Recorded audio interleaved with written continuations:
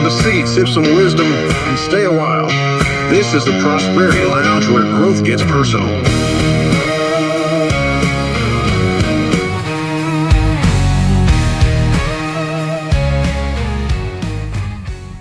Good evening, everybody, and welcome back to the Prosperity Lounge. I was really busy getting my live stream set up, and Vance, the engineer, sits there and tells me it's time to go, so here we are. So thank you all for joining us. This is the Prosperity Lounge, where hope meets freedom and growth gets personal. I'm your host, Joey Ruffalo. Before we dive into tonight's episode and tonight's topic, I want to talk about something that I experienced this week. It was on Wednesday. My wife and I got an alert in the morning and decided to go down to McGee Tyson Airport for the HonorAir Flight 37 homecoming. So I guess they go have people there to see them off in the morning and people there in the evening for when they come back. And what it is a flight from our area, and they look up HonorAir everywhere, and they have them for veterans, and it's for veterans and their escorts to fly to the nation's capital, get a tour of the day, experience what it's like up there, and then fly back home at night. We got there. We kept following the departure, the arrival time, and it kept saying, okay, it's going to arrive at 7:30, 7:45. 8 o'clock. So we got over there at about 7 o'clock thinking, got plenty of room. I'm going to get some great footage, going to film a bit. We take the shuttle over to the arrival terminal, and we start to go up through the doors, and it's really loud. There's a band playing. It was the UT Pride of the Southland band. I come to find out they're playing music. And we walk up the stairs, and it is like shoulder to shoulder people. It was crowded. It was all the way up from the arrival side, all the way to the door, and wrapped around. And it was fantastic to see everybody there with signs and, a lot of younger children and really young children, like kids 10 and under, Boy Scout troops, Girl Scout troops, just kind of hanging out and with banners and signs saying welcome home and all that stuff. I came decked out in my USA shirt and had my pins in. My dad was a veteran of the Vietnam War, Bronze Star recipient, died a few years ago, not from combat wounds, but from stuff left behind from his experience over there. We'll leave it at that. So I had my Bronze Star pin, and I had my Vietnam combat pin, and I had my 1st Air Cav pin. He was in the 1st Air Cavalry. So as the band starts playing and they disembark and come down the ramp, it's a giant amount of applause and homecoming, handshakes to everybody. And of course, I made sure to shake as many hands as I could, especially the Vietnam vets. And a couple of them, saw my pins and started asking questions. One guy thanked me for my service. I had to tell him, no, it's not mine, it's my dad's. I'm a little too young for that, but I appreciate it. And what really stood out to me was there was one gentleman, he looked at me and he looked around and he's holding my hand real tight and he's, tears in his eyes. He goes, I finally got a homecoming. And I remember my dad telling me stories about his homecoming and how it wasn't anything. It's the stories you read in the books and the things you see on TV, which is the way he was treated and they were treated. And so to see that and make that connection was very emotional. And if you get the chance to experience something like that, I really highly recommend you go out there and do that. You can check it out at honorair.org. And I think they do it twice a year, and you can sign up to be a volunteer escort and go up with the troops and the veterans and hang out with them and spend the day with them. And I think it's a really great opportunity. I'm going to do a longer video on that, so check out the YouTube channel. At the Prosperity Lounge on YouTube. I'm going to put up a video about that and talk a little bit more about my experience and show some footage and stuff. So definitely do that. That'd be great. Okay, so let's get into tonight's topic. And, well, this is something that impacts everybody on an everyday basis. And it's housing. Now, we had the mayor on a few weeks ago talking about his Operation Heroes Hill, which is going to be building some tiny homes for homeless vets in the area. I think it was, can't remember exactly how many. I have to go back and watch my own episode to hear that. But there's a housing crisis, and there's, housing is what it is. So tonight we're going to talk mostly about renting versus buying, mortgages versus cash, and what the real estate market really looks like, especially here in East Tennessee. Joining me is someone who's walked on both sides of the industry. He spent 25 years helping people secure mortgages, and now he works on the real estate side of the table, guiding families to the right homes and right decisions. So please welcome to the Prosperity Lounge, and if you're listening to 96.3, probably a familiar voice, Richard Swan. Thank you, Joey. It's wonderful to be here, and I also want to thank you for your service. That's a great thing. Well, I appreciate that. And my service, Richard, honestly, was just being a child of a veteran.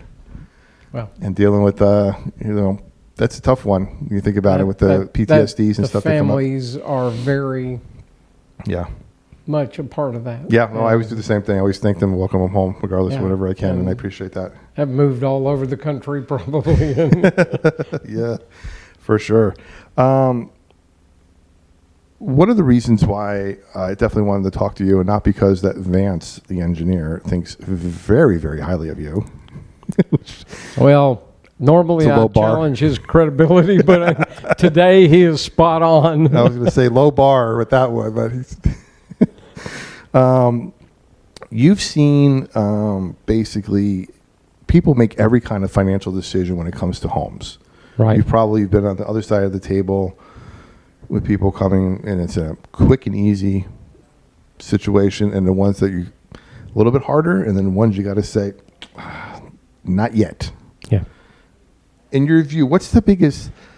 This is going to be a big one to start off with. Your biggest misconception when it comes to people buying a home. My biggest misconception. Your biggest I guess the main thing that I dealt with and that is pretty much prevalent. Nobody ever has cash. So nobody ever has an abundance of cash that they just want to put everything into the home. So you have to work within them and find programs that are low down payment, find programs that are 100% financing, and those are available out there. Certainly the VA loan is the best loan, period, for veterans. Even up into the jumbo class loans, because VA will do 100% financing up to $1 million. Wow. And a lot of veterans don't think about that, or they only think about it, their VA loan for their first time purchase, but it's the best loan for them almost always. Okay. So that's number one. You have other first time buyers loans like THDA and rural housing that are will pretty much do 100% financing for you. THDA has a first and a second that they deal with. The second is forgivable after 10 years. And there's no repayment on the second, but they keep a second in case you decide to sell the house. They're not going to let you profit from them putting a bunch of money down for you. So, but they're a great program. And then rural housing through the U.S. Department of Agriculture is a great program in areas that are less developed. So you're not going to get a rural housing loan in deep West Knox County, south of the interstate, but you might in Hardin Valley and northwest Carnes. And so that's where things like local issues about zoning take over, what properties are zoned at. And that's why we have a big fight now, especially in Knox County, about advanced Knox and zoning plans and ruralness of, 3 per acre, 6 per acre kind of building, of what things are changing. That doesn't necessarily mean, it has a greater implications than just we're going to put 6 homes on this property instead of 7 or 8, whatever it's zoned for. It's also what type of loans people can get for that property now as the zoning changes. It changes from rural agriculture to rural, or changes to high density, the medium density. That's going to change what people can qualify for. And those are all city ordinances and whatever the zoning overlays are for those. And then you see some odd zoning, like recently Loudoun County came out and put a hiatus on planned unit development. I saw that. Yeah. So they don't want new neighborhoods. Well, No. where are people in their county going to live? Because people in their county are having kids, they're growing, more industry is moving into that area.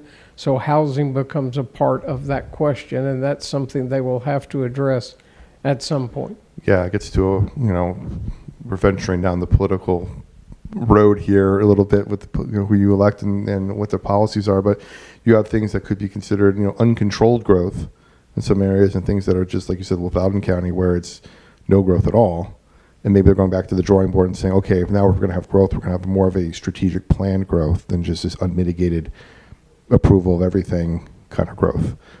Now, from a citizen's perspective, sometimes controlled growth looks better because we like the openness of what we're seeing, and we like the ruralness of the communities we're in. But I would imagine from a realtor's perspective, you would like more growth, so there's more houses to sell potentially. Well, I live in the community. I don't want to put you on the spot. So I want what's best for the community, Sure. and different people have different views of that. Now, currently we're dealing with the fact that they have just closed another traffic bridge. So we literally only have one bridge coming out of Knoxville to South Knoxville. Yeah. And that's the Henley Street Bridge. Right. Because they closed the area that they were going to expand the South Knoxville Bridge, but they just ended it. So and now we're spending $80 million on another pedestrian bridge to link UT campus with Vestal. But we currently only have one bridge going out of the city into South Knoxville. And so I'm sure South Knoxville residents are going to look seriously at how they live and how they grow out there. Yeah. Before that happened, I would always take either Gay Street Bridge or Langley Street Bridge here. But now I've taken a lot of 129 John Sevier to get here. So there's other ways to go, but it's way more like it is way out of the way. Yeah. It's not as convenient. So before we get really deep into housing and mortgage, I want to go back and kind of reacclimate the audience to you. Talk a little bit more about your history and your story. You had started in radio, doing marketing as well. I did start in radio while I was in college. I worked as a disc jockey, and I loved being a disc jockey because you get a lot of people that call into you, and the calls are all over the place as to why they're calling. And I enjoyed that. I enjoyed working with people. Then I started doing sales and have basically stayed in sales pretty much my whole life. So even as a mortgage lender, I was doing sales. I had to go out and get my own leads. I wasn't sitting in a bank just waiting for somebody to come in. I had to go out and make relationships with realtors, make relationships with HR people that had people coming into the area, and working with them to help to get those people into a home and help them finance their home. And financing is a huge part of the equation. And always shop and make sure you're getting the best answers, or you're getting someone that is actually talking to you. Sure. They are you are their customer, so they should give you their full time. They should give you their full attention, and you should always be able to reach them. And I certainly was with my customers, and I had a bunch of customers that were repeat customers that came back to me every time they switched houses. So that is always a reaffirmation of you're doing a good job, is if your customers will follow you and they continue to call you when they have a question. So when you were in leadership roles before getting into mortgages and in marketing, I love talking about marketing and leadership, because marketing is sort of in my wheelhouse when I coach my clients. And then leadership, we have a ton of leadership episodes and styles. So I want to touch base a little bit on both of those real quick. So your leadership style, we'll start there. How would you define your leadership style? You have to put your ego aside. You I worked basically for a telemarketing firm in Knoxville, and we had about 250 reps. And I can't do the number of hours on the phone that they could do. I can't meet my goals for the company of what I have to produce every week by getting on the phone myself. So therefore, I've got to have people working with me. And that's the way I looked at it. They were working with me. They were not my employees. And you have to put your ego aside, but you also have to hold them accountable to the standards that you need. But I was doing that for 10 years, and I could count on one hand the number of people that I physically had to fire because I found other ways to talk to them. I found other ways to get them to do what we needed them to do. Only in gross situations, of negligence or of rudeness did I need to fire somebody, and those were rare. Yeah. And usually I would talk to them one time and just say, we don't do that. Now, if it occurred a second time, then that they had been told. Right, So. right. Yeah. There's some various philosophies as far as leadership, and I think I know where you lie on this one. You can tell me. There's people who feel leading from behind, and then people who lead in the front, and then people who kind of lead alongside. There's various things. I guess situations that each one of them work. I prefer the kind of front side, a little bit of both, where people could. I'm walking shoulder to shoulder with you, but I'm also doing the things that I need you to do, and you see me doing them. Yeah, and I enjoyed leading by doing. Yeah. And I enjoyed being on the phones. I enjoyed talking to people. So whenever a rep said, "I just can't sell this. This is hard," I would just ask them to hand me their handset. And usually it was one, maybe two calls, and I had a sale for them.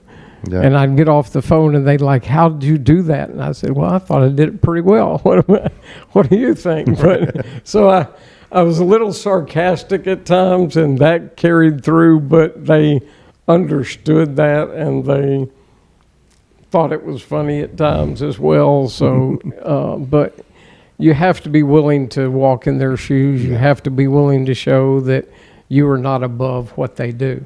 Absolutely. Like when I do small business coaching, and that's the marketing and branding side of things, and a whole bunch of stuff over there. And I cut my teeth in financial coaching, Dave Ramsey kind of stuff. And we had our own situation where we were in a lot of debt, got out, help others, all that. But one of the things that I did getting out was a lot of side hustles. So I did Uber and food deliveries, grocery shopping, mystery shopping, a whole bunch of stuff. I still do some of that today. So when new things pop up, I'm still like, hey, I'm going to go see what Amazon's about this week. Because it's been a while since I've had an Amazon run. So let me go check and see if there's anything new. Because those are things that I suggest to my clients to do. And I don't want to suggest to you, hey, Richard, best way to get out of debt is go do ABC. And I've never done it. Because if you have an issue, I want to be able to walk you through it. And I also want you to succeed as fast as possible by cutting through all the mumbo jumbo learning experience, because I've done it. I can teach you. We can go 0 to 60 right now, and then you're on your path. So that's, you said, kind of that leading by example and doing it. I'm right there with you. Well, and a lot of people, when they get to the point where they can't get out of the debt they're in, they look at bankruptcy. Oh, yeah. Well, when you go to an attorney and talking about a bankruptcy, the attorney wants to solve that for you, and he's going to recommend you put everything in the bankruptcy and just do it. But part of rebuilding your credit is establishing credit after a bankruptcy. Mm-hmm. And one of the best ways to do that is if you have a car that you're planning to keep and you're planning to manage those payments, then have them pull that car out of the bankruptcy, reaffirm that debt with the lender, tell the lender you're going to keep making that debt. Because a lot of times the attorney will just say, well, you can just keep paying that. It's not going to, well, once you file bankruptcy, if they include all of your debt, then none of your good payment history going forward can be reported to anybody. Interesting. So you have to reaffirm it out of the bankruptcy in order for them to show your new payments going forward, and they will report that immediately. So they'll close everything that was in the bankruptcy, but they'll report your new payments on your car. They'll keep reporting that immediately, and that will help you rebuild your credit. So Interesting. And one of the things we talked briefly about with bankruptcy when we had our, everybody knows by now I do a pre-show chat with everybody, so we're not just coming in here off the cuff, which sounds like sometimes, but give me too much credit. But we talked a little bit about bankruptcy, and I had mentioned a client. I thought about it a little bit more, but it was a client that I had that came to me, and they were in year 6 of 7 of their bankruptcy. I had said to you that they were still making payments. They weren't. They were just 6 or 7 years past their bankruptcy. So getting ready to have it kind of fall off their credit and everything else. But the reason they came to me is they were back in $70,000 worth of debt. yeah, And the problem is for a lot of people nowadays with bankruptcies and debt consolidation and everything is it's I hesitate to use the word quick fix, but it's a fix that solves a symptom and not the problem. And that's, where programs like Dave Ramsey's Financial Peace come in, working with a financial coach, working with somebody who's accountability partner, getting on a plan, changing your goals, getting on a budget, living intentionally. We say here on the show, the budget is the foundation upon which your financial house is built. A strong budget, you can put whatever you want on top of it. Weak budget, it's like quicksand. It's going to collapse your finances.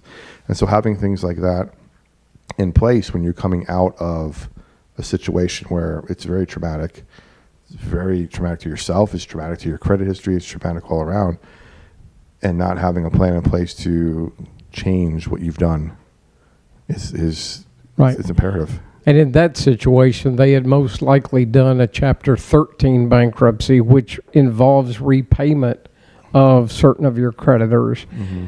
And I would really not recommend that to most people. I would say if you're going to file bankruptcy, go ahead and take the full hit, do the Chapter 7.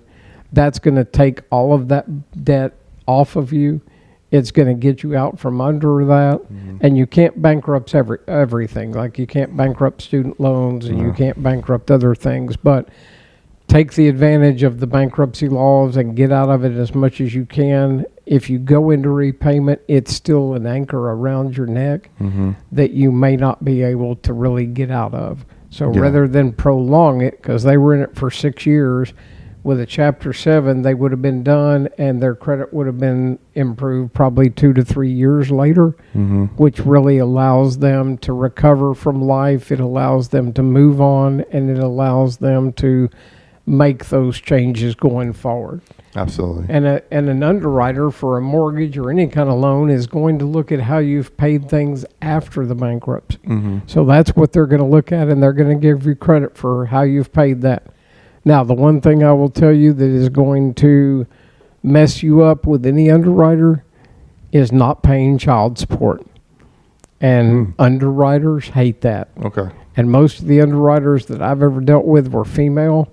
So if you weren't paying child support, then they really didn't want to do a loan for you. Gotcha. So interesting. Didn't think of that. Because they look at how that you're taking care of your kids. Yeah. And another I would say misconception with bankruptcy as well is there's notion that, like you said, pulling things out, and by the time you get down to, you might go, man, I have $100,000 in debt. I want to get out of the bankruptcy. Okay, let me pull the car out. Well, I owe $45,000 on the car, but I'm going to pull the car out. So now I'm down to $55,000 in bankruptcy. Well, some of that is student loans. That's not. I can't do that. Let me pull that out, and now you're down to like maybe 20 or 30,000. You go, is it worth the 7-year headache and the credit hit and all that stuff for 20 when we might just be able to budget and work our way out of it ourselves? So there's conversations need to happen before agreeing and saying yes. Have the conversation with the bankruptcy attorney, have a conversation with the financial professional, and see if there's a plan B. Yeah. I think that's probably a good takeaway. Yeah, and that's the way to look at it. Sweet. So during your time in lending, what's one client story that really sticks with you? Maybe someone who turned things around because they had the right mortgage choice, or something that really is like your favorite story. There was a woman who had come to me, and she had had a lot of financial problems in the past. She had a good job. She was working consistently, but she had had a lot of problems in the past. And her credit was not good. And she wanted to know how to rebuild that. She wanted to know how to be in a place to where she could buy a house.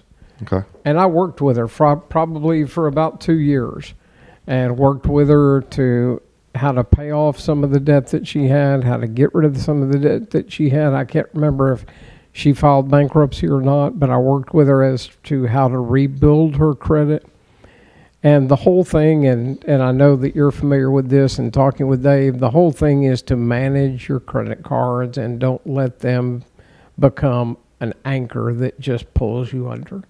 You've got to manage your spending. You've got to manage how you do those. You've got to try to get lower interest rates on your credit cards to get out from that, because some of them, if you're paying 20%, then it's going to take you a long time to pay off the balance, because you're paying the interest all the time. So work with people that have the knowledge, work with people that care about you and that listen to you, not that just talk to you over the phone and say, well, you just need to pay your credit cards off and then come back and talk to me. That's not an answer. Yeah. Work on how to pay those. Use family if you can. If your family has any help, if they can assist you on paying some of the things that you need help paying, then look at all avenues, but bankruptcy is one of those avenues. But talk with somebody from a credit side, not just your attorney, because your attorney is just going to put everything in the bankruptcy and tell you that the court will handle all that. Well, the court doesn't care about you rebuilding your credit, and the court isn't going to help you rebuild your credit. So talk to somebody that understands that and will put you in a better position moving forward. You know, there's an old adage that I've been saying a lot recently. It's, if you want to go fast, go alone. If you want to go far, go with a team. And in this situation, if you want your bankruptcy to happen fast, go it alone with your bankruptcy attorney, basically. But if you want to make it further down the line and make some changes in your life and your lifestyle and your plan and your goals and change your direction with how you deal with your finances, get a team. And that team's going to it's going to include your bankruptcy attorney, but it's also, like you said, going to include professionals on the other side to kind of talk you through, hey, this is plan B, plan C, plan D. And if you do happen to go down the bankruptcy route, this is what we're going to do when you get out. Yeah. This is how and Joey, you said it, but make changes. Yeah. You know, go through the bankrupt, but make changes or you'll end up there again. Right there again, yeah. So you've talked about, well, let me see. We haven't talked about it yet, but one of the biggest things that people talk about is the down payment when it comes to the house. 20% down, you don't pay PMI, get a 15-year, I'm talking Dave Ramsey language here, 20-year down, 15 year, no PMI, go, boom, done. Your thoughts on that? People are currently paying rent. If you're living at home and you're not having to pay rent, then stay there as long as you can. But if you're paying rent, then that's an expense, and you're probably paying somebody else's mortgage with your rent payment. So you need to look at, how can I afford a house? How can I get into a house where it's about what I'm paying in rent? And maybe it's a little more, but I get another bedroom. I get a garage, which helps me protect my car longer and help that investment. So in many cases, I was getting people into houses that was not making their rent a whole lot more than it had been before. It was a mortgage payment now, but it was basically equivalent to what they were paying in rent. They got away from loud neighbors next to them. They got into a house. They got more security, and they began to build equity with that house.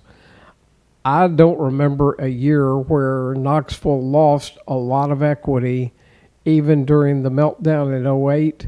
You had upscale neighborhoods took a hit, but most neighborhoods stayed at or close to what people had just bought them for. Now, if people had bought them 6 months before the crash, then they may have lost a little equity for a year or so, but they gained it back quickly.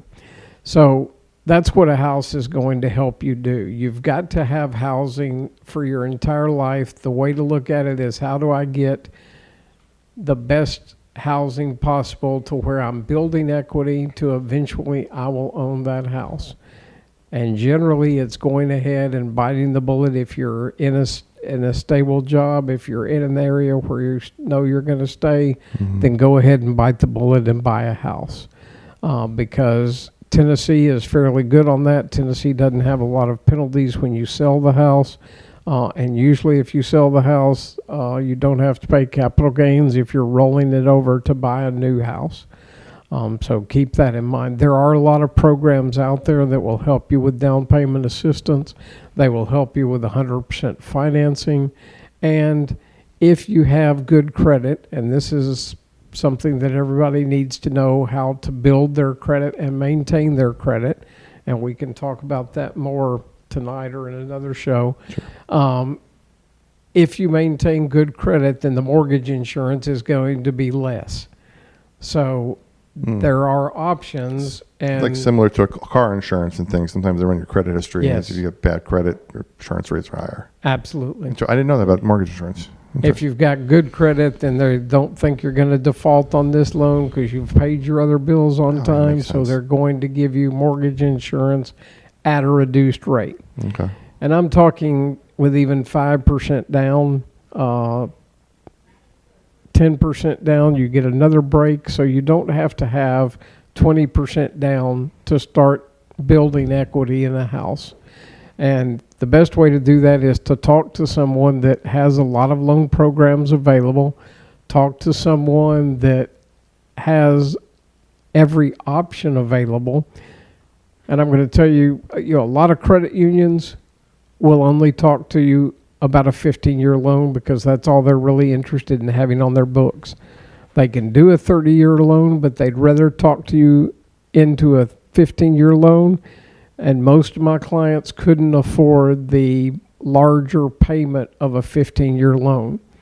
So do the 30-year, and you can make additional payments to it as you have additional money, as you get a bonus, as you get a tax refund from the IRS, then you can put that additional money to the principal, and you can shorten how long you're going to have to make those payments.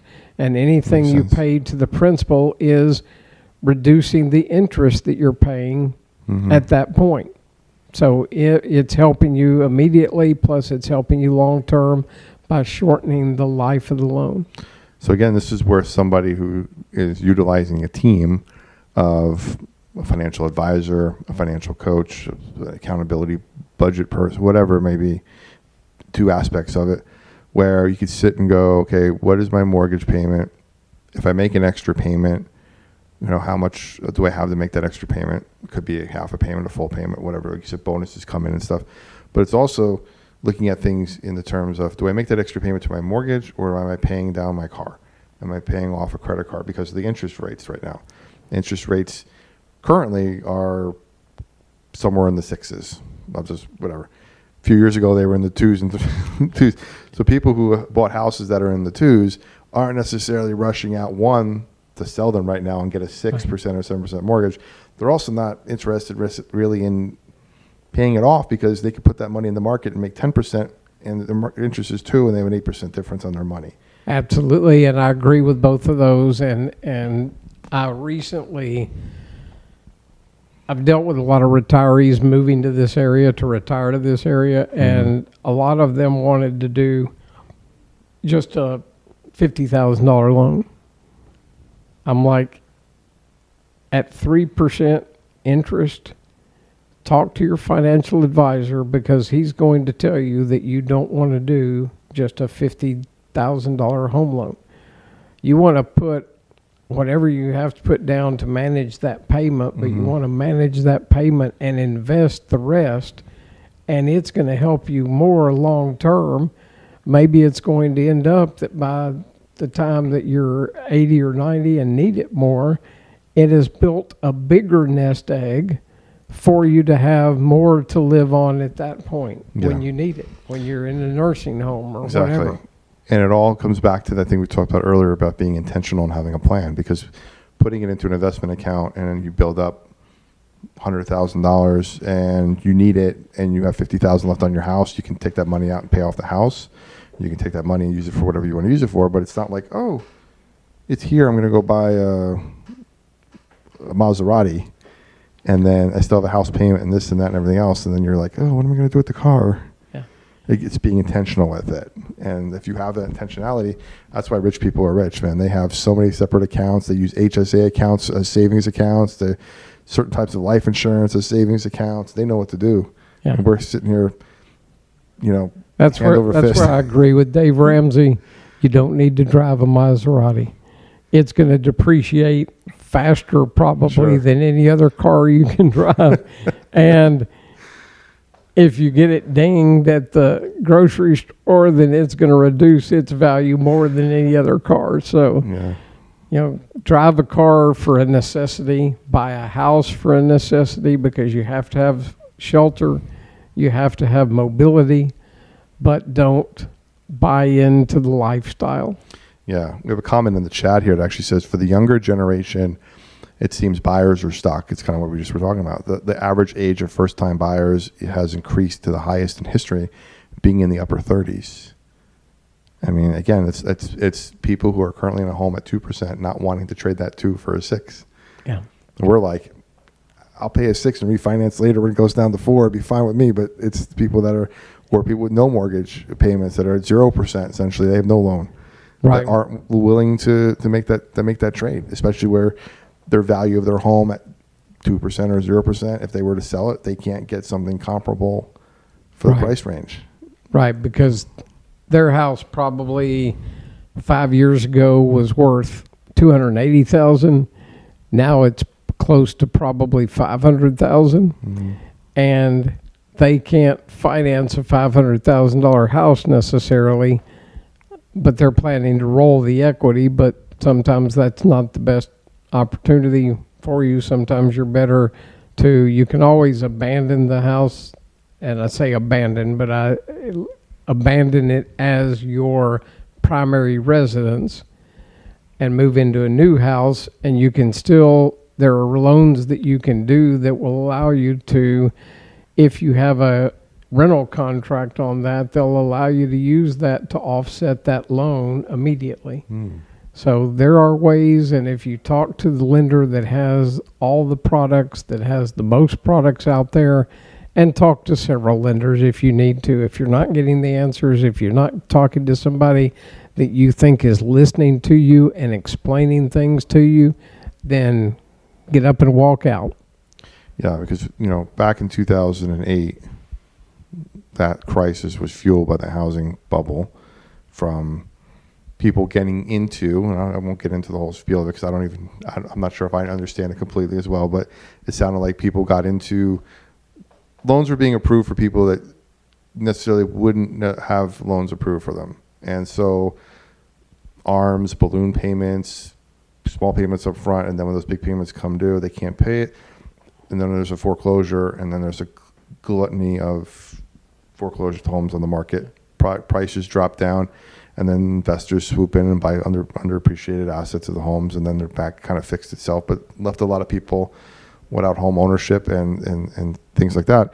And it seems like, not that that's where we're going today, but if you're talking about homes where they were maybe 200,000 a few years ago, now they're 500,000, and people start pulling that equity out to live off of, and then when those equity payments come due and they can't pay those, then there's a whole new type of foreclosure that's happening, and not from mortgage foreclosure, it's not home equity or credit foreclosure that's going to happen, that's going to potentially leave people without a house. For the record, we didn't have a lot of that type of lending going on in this area. Well, I'm from California, and that's where they had a lot of it there. It was what we called the sand states. Yeah. So Florida, Arizona, California, a lot of those where they were doing stated income, and by stated income, I'm not talking about what a restaurant owner made. I'm talking about what a waiter or a waitress made. And they were stating their income at $200,000. Yeah. and moving into a house on an interest-only payment, so they weren't paying anything to the principal, and it was usually an ARM. So it was a reduced rate for a short period of time, and then when all of those started hitting and they started adjusting, the adjustment sometimes could be 6% the first adjustment.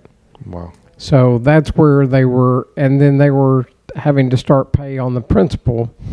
So when all of those kicked in, it just created the thing that, and it was basically Countrywide. Yeah. Countrywide was selling everything at A paper when it really wasn't A paper. It was B and C paper, but they were selling it as A paper, so the people that got those loans didn't know what they had. A lot of them were condos, so that's why you've seen a lot of guidelines on condos tightened to where they now want to look at what the association has in reserve. They want to look at what the association's budget is, and they want to look at what the association is set aside for a rainy day. Because lenders lost a lot on condos because what they found is that there was deferred maintenance. There were roofs that should have been replaced 5 years ago that hadn't been because the association wasn't collecting enough in dues. Oh, wow. So they were just patching everything, but they weren't fixing the problem really. So you dealt with a lot of issues. Mostly they were created by the lending industry, but specific players within that realm. Most of the lenders were doing business correctly and were doing things the right way. It's a great movie, The Big Short. That's about that, yeah. You mentioned ARM, and it's adjustable rate mortgage, but it really means sometimes you have these payments. It really is an arm and a leg you're paying. Most people in bad joke. East Tennessee don't want to do an adjustable rate. So I've never had people really coming to me asking about adjustable rates.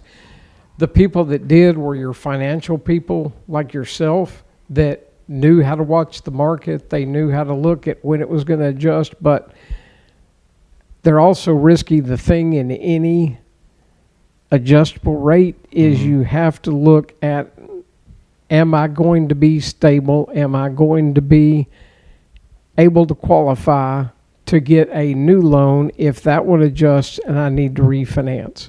So that's where people really got into a crunch. They couldn't afford the new payment. They didn't qualify to refinance, and they couldn't keep up with the payment once it adjusted. So yeah, got a great conversation going on in the chat about this. And another comment here was, this is from Ryan and Jessica, who are realtors in the area as well, and they said several people come to them and tell them they don't want the responsibility of maintaining a home, mainly because things are just so expensive they think they can't afford to buy. They're afraid.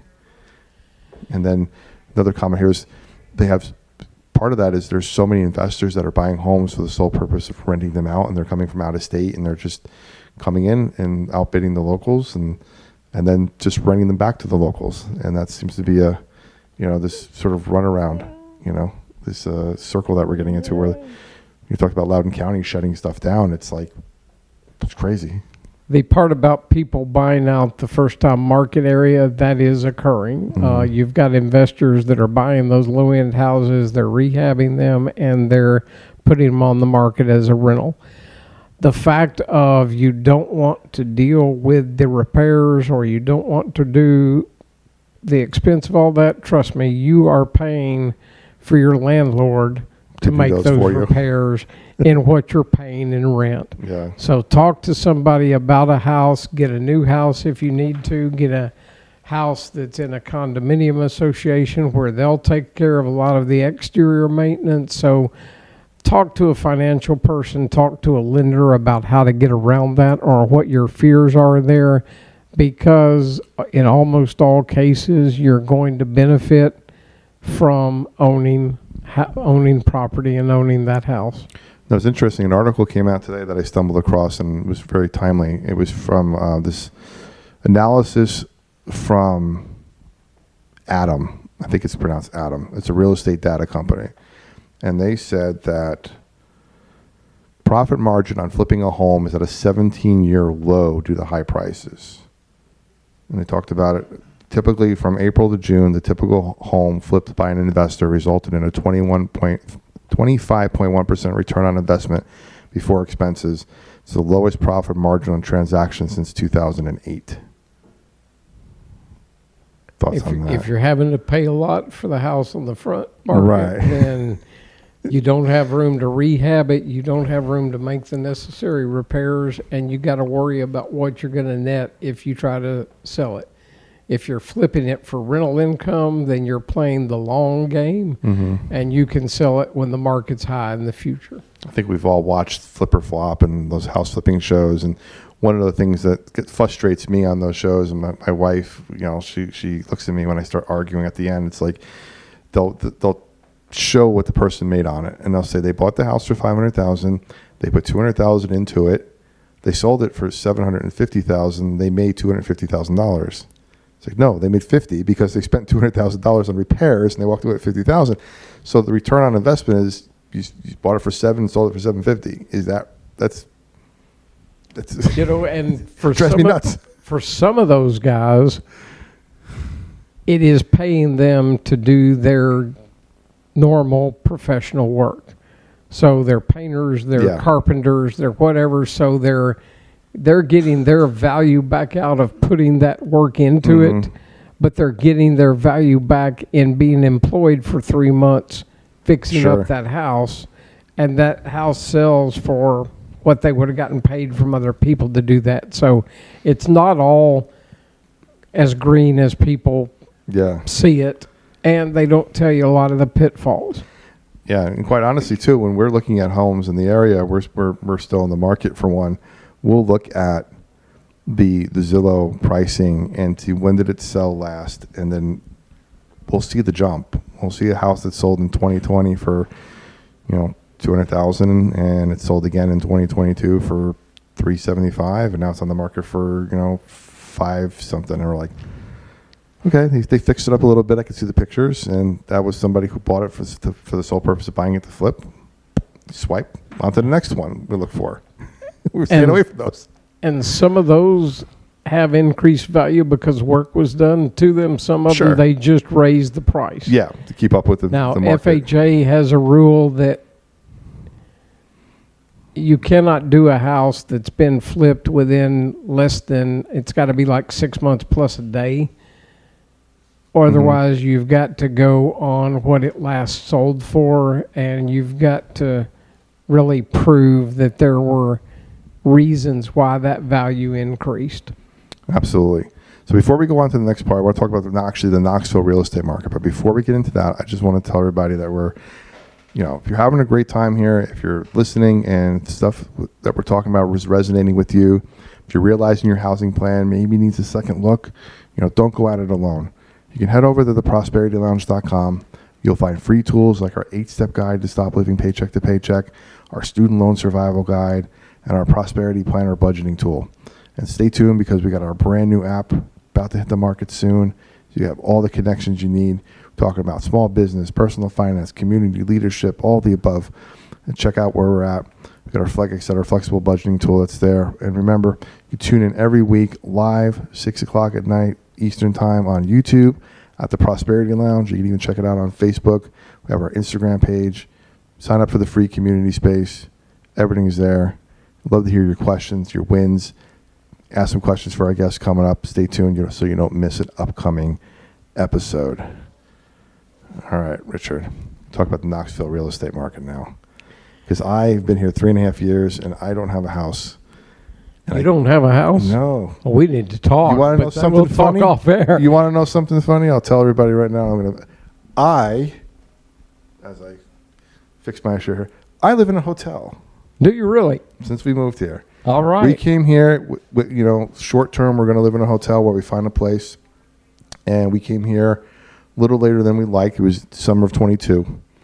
And we visited the area in 2015, and we're like, we're going to buy something really nice in 2015, really nice in 2016, so on and so forth. Never got here to 2022. Whole long story. We get here, and we're going to go around and try to find some rentals. And at that point, everybody has already, all the friends that we told, hey, we're moving to Tennessee, already moved in front of us and left us in the dust. Got everything good. And we go around, and they have a wait list. And their wait list is, hey, it's about $500 a person on the wait list. And we had a cat, $100 for the cat. So every place that we went to was going to cost us about $1,100 to put us on the wait list, with no guarantee of getting a place, and potentially getting one maybe in December of that year, so 6 months out. Yeah. So we looked at each other and said, if we go to 10 places and put our name there, we're going to spend almost $6,000 on waitlist fees with no guarantee. If we stay at the hotel, after 90 days or 99 days, we become a resident. They refund our hotel tax, they refund our sales tax, which they did. And we get free breakfast, we get a free dinner at night, we get a free pool, we get a free gym, free internet, free everything, free housekeeping. And the best part about it, Richard, points. Yeah. I have not paid for a hotel room in 3.5 years. I've traveled everywhere on points. That's good. And that's good. And I would guess that you are probably a Schedule C earner, that you're self-employed. I am self-employed, yes. Yes. So an underwriter would not have approved you probably without 2 years tax returns once you had moved here. Yeah. Because they would have viewed that your clientele would not move to this new location. Okay. And so that you had some things working against you that you're now past that. You probably should start to talk to somebody about whether or not it's time to get into a house. It's time. Just got to get. I was about to say I got to get that 20%, but I looked at you and I said maybe I don't have to. And that's one of the strengths that I have over other realtors. If somebody comes and talks to me, I immediately can talk the financing game with them with understanding and knowledge of what's actually going to occur. Yeah. Now, I probably am pigeonholed myself because we're in Farragut, and we have to stay in a certain part of Farragut for community reasons. And God, am I going to spill it here on the radio? Potentially running for office one day in Farragut. I need to be in a certain part of Farragut in order to... We'll leave it at that. So I'm kind of... when we got here, we looked at Hardin Valley. We looked at other places. When we originally came the first time and checked it out, Hardin Valley was farm. I'm one of those people that can say, I remember when Hardin Valley was farmland. Because it was when we drove around. And I remember when Farragut had hanging streetlights. I remember that. It was 10 years ago. But farmland is in Loudoun County. Yeah, that's where it is now. Yeah. Oh, my gosh. So we love Farragut. We love that part of the area. And it's obviously the really most expensive probably area outside of Sequoia Hills and some of those elite enclaves in the area. Lakefront communities and stuff. I've lived here all my life.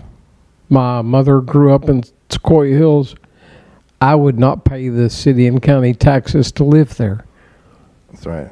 So we get about Farragut. We don't have property tax. We have the county has to get some of it, but there's no city tax. So yeah, that's what I love about that.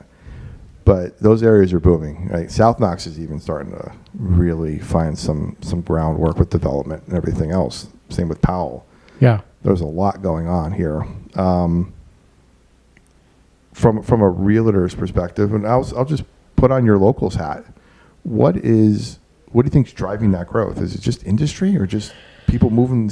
You've still got people moving into this area because they are tired of the tax base in other areas, and I include in that the Chicago area, New York area, California area. They're tired of the tax bases. They're tired of lack of security, and they're tired of the corruption. And Knoxville is pretty much free of that. Tennessee has a balanced budget. We have no state income tax, and it's just a beautiful area. There are 7 major lakes right here, all in and around Knoxville, that offer skiing, offer fishing, offer sailing to a limited degree. So it's just a very nice area. I've lived here my entire life. My wife is from Atlanta. She's asked me occasionally if I would consider moving, and I'm like, where are you gonna give me everything that we've got here, including symphony? We've got plays through UT. We've got culture. where are you going to give me that moving somewhere else? We're looking off there. Sorry. She's been here longer now than she's been any other place, so Yeah. we've worn her down. So for families that are moving here, what are some things that you suggest they look for beyond just price and square footage? Well, like you and I talked just a minute ago about your situation, you're self-employed, so you're not going to convince an underwriter that you can come here and make the same thing that you were making there. Those clients probably won't transfer with you. They might. I don't know what the licensing requirements are with financial planning and advising, if you can do that from state to state, or if you have to be licensed in every state where you have a customer. There's certain numbers for each state. I think there's 5 or so before you have to register in that state. Yeah. But that's going to be It's going to be a roadblock a little bit. underwriting issue, underwriting problem for you that you need time on the ground here. For other people that are maybe coming here to retire, their retirement is already set up. We're going to use their retirement income to qualify them for a loan. They're probably going to bring cash from a higher market from the sale of their house, so they'll have equity that they can use to finance a home here or to help pay for a home here. So that's a positive. That doesn't affect a lot of the people that are moving to this area. And we've got some of what we call the halfbacks. They lived in New York, they lived in Chicago, they moved to Florida. They're tired of running from hurricanes because Florida's had quite a few hurricanes lately. They're tired of running from the heat. So they want to move half back. They don't want to go back to the snow. They don't want to go back to the northern political areas that they were in. So they come back to Tennessee, North Alabama. Haven't heard that before. I've heard snowbirds before. They have, they go south for the winter, basically. Yeah. Okay. Looking ahead, what is your outlook on the East Tennessee real estate market over the next maybe 3 to 5 years? It's going to grow. We have businesses here. We have a lot of industries coming in because of the tax climate here, because of the benefits to employers, benefits to their employees. So it's going to continue to grow. We're going to need to keep finding housing. If you noticed, I don't know if you're aware of this, but the city of Knoxville has recently looked at their zoning, and they're looking at taking a lot of individual lots and allowing homeowners to subdivide them so that they have more property to build on within the city. And they want housing, but they're looking at denser housing, but not apartments. They want owner-occupied housing. Okay. So That's the second crazy. part of that is they've got to become more friendly to builders, because builders don't currently like working with the inspectors in the city, and they find it hard to schedule them to come out and look at something. And any time that you're not working with your builders, then you're not attracting them. Absolutely. And another thing too that I'll touch on real quick, and then we're just about ready to wrap up, is during that market boom in 2020 when people were escaping, we were in a bunch of Facebook groups about people leaving California to come to Tennessee. And even when we got here, there were so many people who bought homes sight unseen, with a realtor doing a video walkthrough, or just not even that, just buying it just to come here, and then getting here and realizing it wasn't everything they had hoped. And so people were trying to sell it back and trying to get some money back to go higher to go back. But it's one of those things, if you're gonna buy something, especially that large of a purchase, is doing your due diligence. Right, doing the walkthrough, being here, taking a trip out and experiencing the area, and see if it's like the house looks great on paper, but is it the neighborhood you want to be in? Is it close to the shops you want to be at? That's something. I've got a couple that I'm working with now that are in Washington State, and I've told them that when they get to that point, they've got to come down here and look at houses. Yeah. Because I'm not willing to take on that. Well, that didn't show up in the video. Well, maybe I didn't cover one corner that that I couldn't get to or something. So, so that's a liability on the real estate side that I'm not willing to take. Well, we had a great conversation tonight, Richard. I really appreciate you coming by My pleasure. and talking. I looked at my notes there, and I had about 4 pages of notes. We got through a page and a half of them. Okay. So we got a lot more to cover next time. We could do For this sure. Some of it was another good here. time. So I want to get into a quick question real quick that came in. This is our question and answer segment. This question and answer segment is brought to you by Baking by Grace. Check out bakingbygrace.com and get some cookies, award-winning cakes from the Tennessee Valley Fair. She's check out where she's at Thursday nights, Hardin Valley at the Farmers Market. Tell them the Prosperity Lounge sent you. Okay, so real quick here. Leah from Knoxville wrote in and said, I've heard horror stories about closing delays. How do you make sure a deal actually closes on time? I never missed closing date. There you go. And I can refer you to lenders that I don't think will ever miss closing date, but it is possible, and there are things sometimes out of my hand. I had one realtor that tried to tell me, well, you missed this closing date, and I said, we gave you a list of repairs, and those were for you all to do. Those are not me. Yeah. Repairs do not fall under what is my responsibility Mortgage as a guy's not lender. coming out with a tool belt, fixing everything. Right? That's right. So Awesome. Well, thank you, Richard, so much for sharing your experience and wisdom with us tonight. You've given us a much clearer picture of what a smart housing decision looks like and how homeownership can be both a financial tool and a lifestyle choice. Before we wrap, let me highlight a few of the key takeaways from today's conversation. Flexibility beats rigidity. A 30-year mortgage with the option to pay extra often gives families more breathing room than locking in that strict 15-year plan. Rent isn't neutral. It's someone else's mortgage.